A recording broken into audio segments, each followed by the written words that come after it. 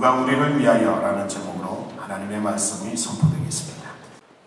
사복음서는 예수님께서 부활하신 그 사건을 목격하고 또 경험했던 증인들의 그 보고 내용이 기록이 되어 있습니다.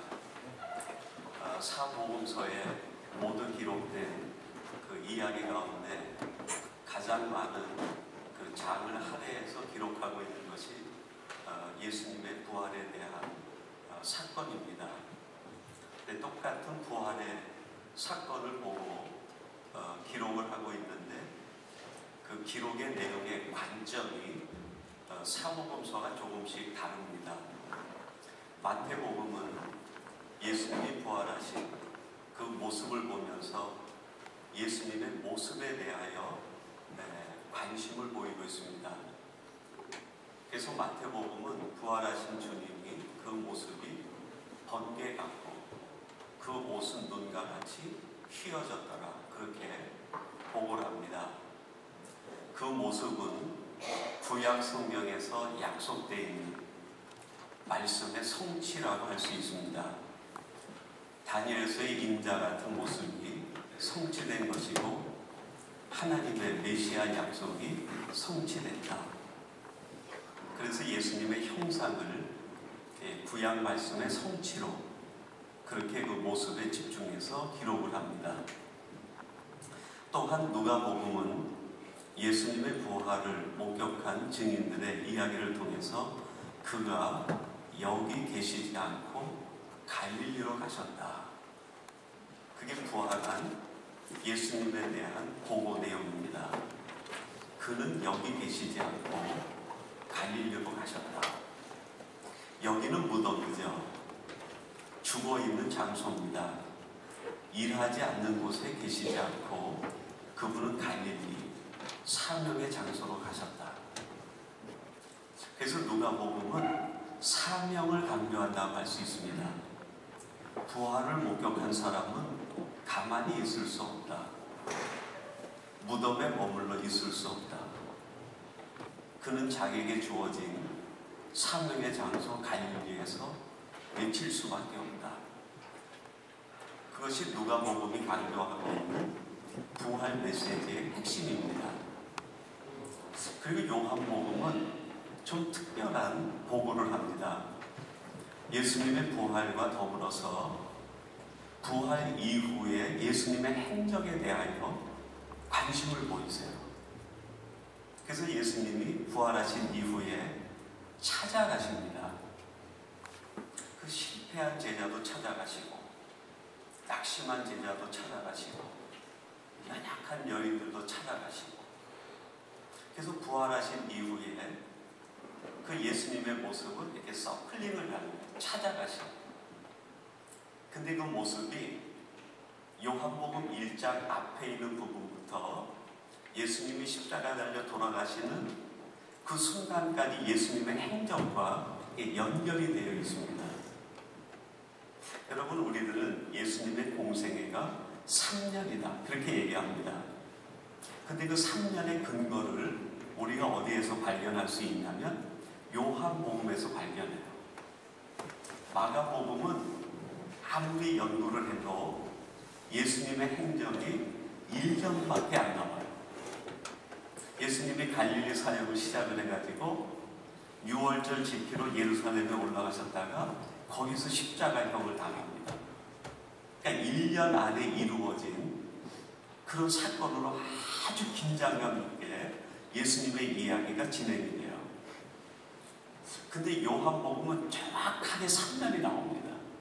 예수님이 갈릴리에서 12살 된 무렵에 그 첫 번째 6월절을 지키기 위하여 예루살렘에 올라가시고, 다시 갈릴리로 오셨다가 또 예루살렘에 올라가시고, 또 갈릴리로 오셨다가 또 예루살렘에 세 번째 6월절에 올라가셔서 십자가형을 당하시게 됩니다. 근데 요한복음은 예수님이 오시는 그때부터 선제하신 그분이 말씀이 육신이 되어 이 땅에 오셨다는 것으로부터 예수님의 이야기가 시작이 돼요. 왜 요한복음은 예수님의 이야기를 이렇게 서클링을 갖게 했을까? 찾아오시는 주님이죠. 찾아오시는 주님. 주님께서 말씀하셨는데 그 말씀대로 그 무리들이 움직이지 않아요. 믿음의 반응을 보이지 않는 거예요. 그래도 주님은 또 찾아오셔요. 그래서 그들에게 얘기합니다.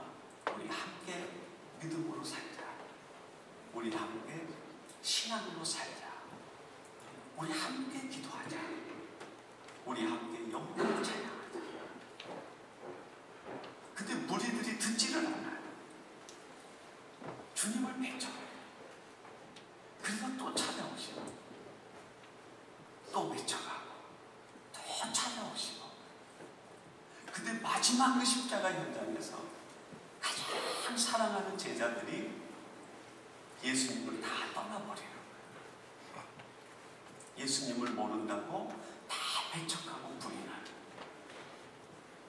그런데 그들을 부활하신 주님이 또 찾아가시고, 그래서 그들에게 또 사랑하자고. 내가 너희들에게 말하지 않았느냐? 서로 사랑하라. 너희들이 사랑하면 비로소 그것을 보고 모든 사람들이 너희들이 나의 제자인 줄 알리라. 요한복음은 부활하신 주님을 어디를 초점을 두고 얘기하냐면 또 찾아오시는 주님. 그 이유가 뭡니까? 요한복음은 전체 주제가 사랑이라고 할 수 있어요. 그래서 요한복음은 부활하신 주님을 사랑과 관련해져. 그분은 사랑이시다. 부활의 주님을 목격한 사람은 사랑하지 않고는 견딜 수 없다. 사랑으로 살아갈 수밖에 없다. 부활의 능력을 체험한 사람은 더 사랑하고 그렇게 살아갈 수밖에 없다. 마가복음은 어떤가? 마가복음은 예수님의 부활을 목격한 그 내용을 기록하면서 오늘 본문 내용에 보면 주님의 부활로 말미암아 돌이 굴러간다. 돌이 옮겨졌다. 무덤을 가득 막고 있었던 거대한 돌이 옮겨지게 되었다. 그것을 본 거예요. 여러분, 오늘 본문 4절에 보면 마지막에 그 무덤을 가로막고 있었던 돌을 가리켜서 심히 크더라 그렇게 얘기합니다. 심히 크다. 근데 헬라어 원문으로 보면 가르 메가스라는 말로 기록이 되어 있어요. 이 메가스라는 말에서 우리들이 익숙하게 알고 있는 단어 메가톤이라는 말이 파생이 됩니다. 크다 그런 뜻도 있지만 메가스라는 말씀 속에는 어떤 뜻이 있냐면 강력한 힘이 있다. 이게 비교가 되고 있는 거예요. 우리 인간은 너무 약한데 이 돌이 너무너무 크다. 그 상대적 비교를 통해서 이 돌은 우리 인간의 힘과 능력으로는 옮길 수 없는 돌이다. 그래서 이 무덤을 찾아가는 세 여인, 막달라 마리아, 야고보의 어머니 마리아, 그리고 살로메가 고백을 합니다. 누가 이 무덤문에서 이 돌을 우리를 위하여 옮겨줄 것인가? 이 세 여인이 평생 고민하는 것이 무엇이겠습니까? 누가 우리를 위하여 이 돌을 옮겨줄 수 있을까?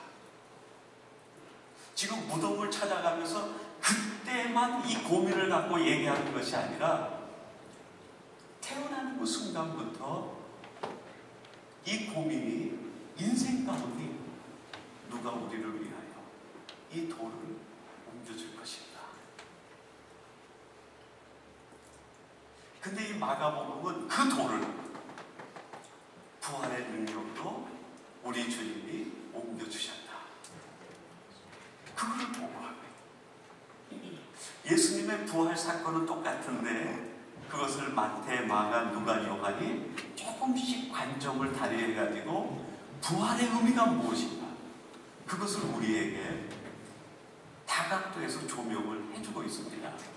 그것이 모두 합쳐져서 부활 사건의 의미라고 할 수 있고, 우리에게 주시는 부활의 능력이고 은혜라고 할 수 있어요. 근데 오늘은 그 네 가지 복음서의 관점 중에서 마가복음이 가지고 있는 돌을 옮겨주셨다, 그 부분에 대해서 우리가 함께 생각하고, 이 부활의 아침에 하나님께서 우리에게 주시는 메시지로 함께 나누려고 합니다. 여러분, 우리 모든 인생들은 저마다 자신만이 알고 있는 돌이 하나씩 그 가슴에 놓여 있어요. 자기만이 알고 있는.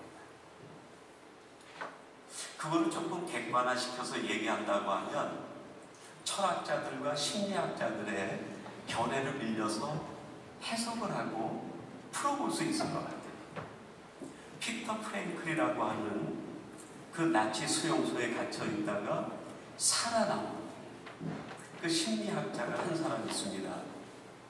그분이 그 수용소에 있다가 살아난 뒤에 자기가 수용소에서 경험했던 사람들과 사건들과 상황들을 전부 심리적으로 정리를 해가지고 책을 냈어요. 근데 그 책 제목이 의미가 있습니다. 죽음의 수용소 라는 제목으로 책을 냈어요. 죽음의 수용소. 이 빅터 프랭클이 생각하는 세상과 인생은 어떤 인생인가? 우리가 살고 있는 세상 전체가 죽음의 수용소다. 태어나는 순간부터 우리는 죽음이라는 우리가 해결할 수 없는 가름 메가스 큰 돌이 우리를 짓누르고 있다. 이 죽음의 돌 밑에서 자유할 수 있는 인생은 한 사람도 없는, 세계의 영웅도 세상의 모든 것을 가지고 있는 재벌이라 할지라도 자기가 가지고 있는 권력과 재력으로 죽음을 이길 수 없는 거예요. 죽음의 무거운 돌이 이 땅에 있는 인생들을 짓누르고 있는 거예요. 그래서 사람들은 외칩니다. 누가 나를 짓누르고 있는 이 죽음의 무거운 돌을 옮겨줄 수 있는가? 인류가 창조된 그때부터 지금까지 우리 인류가 외치고 있는 외침 가운데 하나가 그거라고 할 수 있어요. 누가 내 인생에 가장 무거운 죽음의 문제를 해결해 줄 수 있는가? 세상은 타고내 주지 못해요. 이 두 번째는 하이데거라는 철학자가 있는데, 그 철학자는 우리 인생이 던져진 존재다, 그렇게 얘기했어요. 마치 야구 선수가 공을 들어서 그냥 사정없이 던지듯이 우리 인생이 세상에 투사돼요. 투영. 세상에 그냥 팽개쳐졌다. 그 팽개쳐진 그 현장이 어딘가? 그게 절망이야. 절망 속에 그냥 팽개쳐져 버린 거예요. 우리 모든 인생들은 희망을 느끼기보다는 살아가는 과정에서 절망을 더 빨리 느끼는 것 같아요. 소망을 갖기보다는 처절한 아픔과 낙심을 더 먼저 경험하는 것 같아요. 제가 아는 한 철학자가 하는 얘기 중에 그런 얘기가 있습니다. 우리 인생에 대한 정의를 그렇게 내렸어요. 인생이란 무엇인가? 고난이란 열차를 타고 절망이라는 터널을 지나서 죽음이라는 종착역에 이르는 것이다. 제가 이렇게 들어본 또 책을 본 그런 인생에 대한 정의 중에 하나님 없이 내릴 수 있는 인생에 대한 정의는 이거보다 더 정확하게 정의를 내릴 수 없겠다, 그런 생각이 들어요. 우리 인생이 무엇인가? 고난이란 열차를 타고 이 고난에서 벗어보려고 하는데 벗어나지는 못하고 내가 내릴 수도 없고 이 기차가 지나가고 있는데 터널을 만날 때마다 절망을 만나요. 이 절망의 터널을 지나면 희망이 있겠지 하는데 더 큰 절망의 터널을 만나요. 그렇게 가다가 고난이란 열차가 딱 섰는데 죽음이라는 종착역이에요. 여러분, 우리 사람들에게는 자기만이 알고 있는 낙심의 무거운 돌이 있어요. 우리의 마음을 무겁게 짓누르는 절망의 무거운 돌이 있어요. 인간의 힘으로 해결할 수 없는 강매가슴, 강력한 돌, 거대한 돌이 우리를 짓누르고 있는 무라카미 하루키라고 하는 일본의 작가가 있는데 그분요 상실의 시대라고 하는 책을 썼습니다. 근데 거기에서 이 무라카미 하루키가 현대인을 세 가지로 규정을 지었어요. 현대는 삼무의 시대다. 세 가지가 없다. 첫째는 무의미하다. 의미를 느끼지 못한다. 두 번째는 무희망, 희망을 갖지 못한다. 셋째는 무관심이다. 그래서 관심을 둘 것도 없고 아무도 나에게 관심을 갖지 않는다. 도대체 현대인들이 이렇게 희망 없이 관심 받지 못하고 관심 갖지 못하고 의미를 찾지 못하고 살아가는 까닭이 무엇인가? 짓누르고 있는 돌 때문에 그래요. 여러분이 돌이 왜 생겼겠어요? 결국 죄악 때문에. 하나님이 우리를 지으실 때는 흙으로 지으셨어요. 아주 부드러운 흙으로. 하나님의 손길로 하나님이 가장 부드러운 흙을 선택을 해서 사람을 빚어가지고 그 안에 생명을 집어넣어. 살아있는 하나님의 형상이 돼서 살아가는 거예요. 거기엔 돌이 없어요. 거기엔 희망이 있고 거기엔 의미가 있고 기쁨이 있고 성경은 그것을 낙원이라고 얘기합니다. 그런데 그 흙이 인간이 하나님을 떠나게 되자 굳어져 버리는 거예요. 마음이 굳어지고 생각이 굳어지고 행동이 굳어지고 대인관계가 굳어지고 하나님에 대하여 굳어지고 말씀에 대하여 굳어지고 돌이 돼가는 거예요. 그 무거운 돌은 누가 얹어 놓은 것이 아니라 죄로 인하여 우리 스스로가 돌이 되어 우리를 누르는 거예요. 여기서 벗어나지 못해요. 이걸 아시는 하나님, 우리를 그 돌에서 자유하게 하시기 위해서 예수님을 보내주시고 십자가에 죽으시고 부활하심으로 말미암아 누가 내 인생에 내 삶을 짓누르고 있는 이 돌을 옮겨주리요 하고 외치고 있는 그 사람들의 그 무거운 돌을 옮겨주신 거예요. 그래서 부활의 주님을 경험한 사람은 돌이 옮겨진다는 상징성 속에서 우리의 인간성이 회복이 돼요. 굳어졌던 마음이 부드러워지고